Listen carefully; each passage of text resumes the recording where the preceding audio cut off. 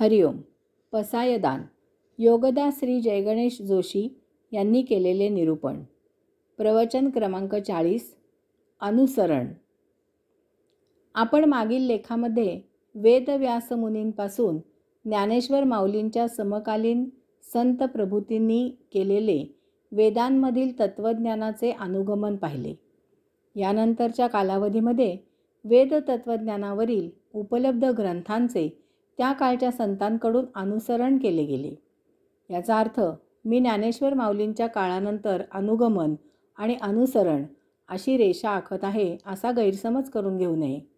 हा एक ढोबळमानाने मानलेला कालखंड आहे. अनुगमन पर्वात अनुसरण आणि अनुसरण पर्वात अनुगमन झालेच नाही असा माझा मुळीच दावा नाही. अनुसरण याचा अर्थ जे अगोदरच उपलब्ध आहे त्याचा अभ्यास करून, ते जाणून, त्याच्याबरोबर राहून स्वतःच्या बुद्धीने, विचाराने ते उद्धृत करणे. व्यासमुनींनी अनुगमन करताना केवळ वेद उपलब्ध होते.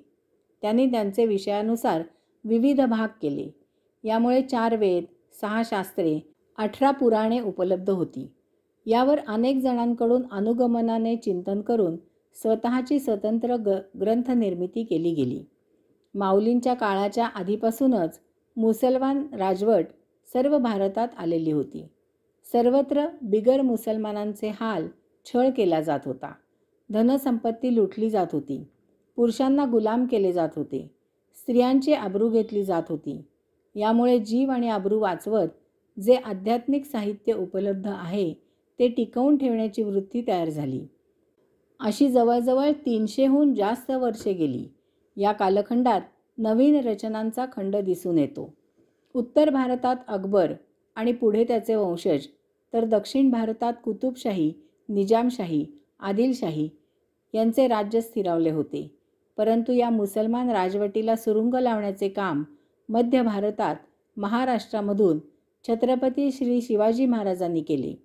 महान बलाढ्य सत्ताधीश असलेल्या मुसलमानांना त्या मानाने मुठभर मावळ्यांसह टक्कर देण्याचे हे लोकोत्तर महान कर्म होते. कविराय भूषण लिहितो, न होत शिवाजी तो सुनत होत सबकी.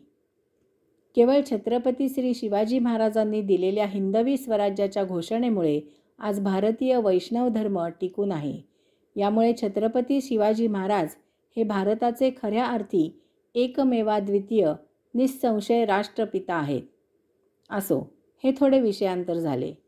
या अशा जुलमी राजवटीमध्ये उपलब्ध साहित्य टिकवण्यासाठी अनेकांनी आपले योगदान दिले.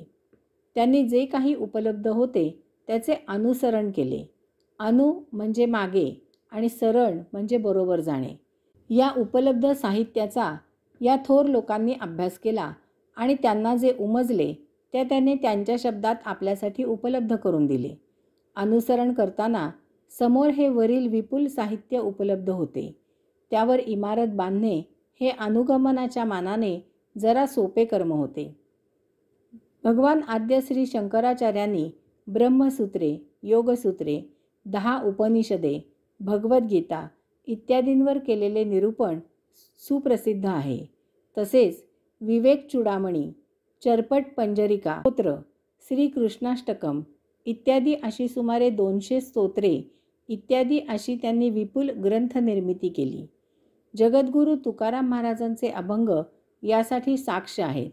उदाहरणार्थ महाराज म्हणतात, आम्ही वैकुंठवासी आलो याची कारणासी, बोलले जे ऋषी साच भावे वर्ताया.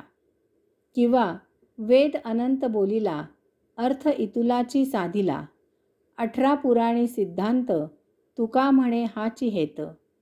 किंवा वेद जया गाती आम्हा तयाची संगती. किंवा वेद पुरुष तरी नेती का वचन, निवडूनी भिन्न दाखविले. समर्थ रामदास स्वामींनी तर दासबोधामध्ये त्यांनी कोणकोणत्या ग्रंथांचा आधार घेतला त्याची यादी सादर केली. उदाहरणार्थ नाना ग्रंथांच्या समती, उपनिषदे वेदांत श्रुती, किंवा शिवगीता, रामगीता, गुरुगीता, गर्भगीता, उत्तरगीता, अवधूत गीता, वेद आणि वेदांत. किंवा भगवद्गीता, ब्रह्मगीता, हंसगीता, पांडवगीता, गणेशगीता, येमगीता, उपनिषदे, भागवत. संत तुकाराम महाराजांनी 4000हून जास्त अभंग रचले. ते सर्व तुकाराम गाथा म्हणून सुप्रसिद्ध आहेत. समर्थ श्री रामदास स्वामींनी मनाचे श्लोक, दासबोध, आत्माराम अशी ग्रंथनिर्मिती केली. याशिवाय त्यांनी प्रसंगानुसार अनेक भक्तिरचना केल्या. हे सर्व सुप्रसिद्ध आहे. याशिवाय तुकाराम महाराजांच्या समकालीन स्त्रीपुरुष संतांनी उपलब्ध तत्त्वज्ञानाचे अनुसरण करून हजारो ओव्या रचल्या. महाराष्ट्राबाहेरही त्या काळामधील स्त्रीपुरुष संतांनी वेदतत्त्वज्ञानाचे अनुसरण करून विपुल ग्रंथनिर्मिती केली. भक्तीचा महासागर जागत ठेवला. त्यामुळे भारतात वैष्णव धर्म टिकला. या संतांनी हे फार मोठे मोलाचे कर्म केले. परंतु यानंतर अनुसरण मागे पडले आणि सुरू झाले अनुकरण. हरिओम.